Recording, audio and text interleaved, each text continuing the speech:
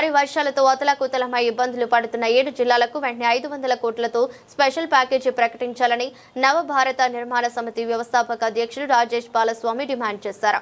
7 జిల్లాలలోని 20 నియోజకవర్గాలు వర్షం సృష్టించిన బీభత్సం వల్ల ప్రజల జీవితం అతలాకుతలమైందని, ప్రభుత్వం ఇప్పటి వరకు స్పెషల్ ప్యాకేజీ ఇవ్వకపోవడం అత్యంత బాధాకరమైన విషయమన్నారు. తక్షణమే 7 జిల్లాలకు స్పెషల్ ప్యాకేజీగా 500 కోట్ల రూపాయలు విడుదల చేయాలని డిమాండ్ చేశారు. అందరికీ నమస్కారం. నేను మీ రాజేష్ బాలస్వామి. కామారెడ్డి, మెదక్, నిర్మల్, నిజామాబాద్, జయశంకర్ భూపాలపల్లి, ములుగు, రాజన్న సిరిసిల్ల ఈ 7 జిల్లాలలో కురిసిన అతి భారీ వర్షాల వల్ల అక్కడున్న ప్రజల జీవితాలు అగమ్య గోచరంగా తయారైనాయి. కానీ ప్రభుత్వం అక్కడున్న ప్రజలను, అక్కడున్న పరిస్థితులను రివ్యూ చేయడానికి, ఆ ప్రజల స్థితిగతులను తెలుసుకోవడానికి ఇప్పటివరకు ఒక కమిటీని కూడా నిర్ణయించకపోవడం, ఆ నిర్ణయించిన దులుపుకోవాలని చెప్పి, చేతులు దులుపుకోవాలని చెప్పి చూస్తుంది.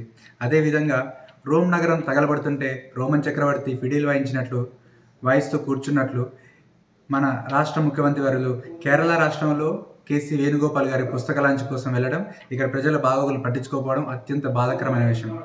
సో అందుకే మేము నవభారత నిర్మాణ సమితి నుండి డిమాండ్ చేస్తున్నాం. ఆ 7 జిల్లాలలో దగ్గర 20 నియోజకవర్గాలు ఉన్నాయి.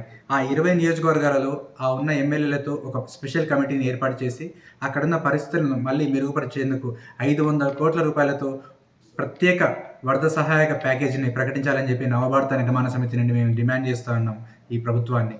Thank you. నేను మీ రాజేష్ బాలస్వామి.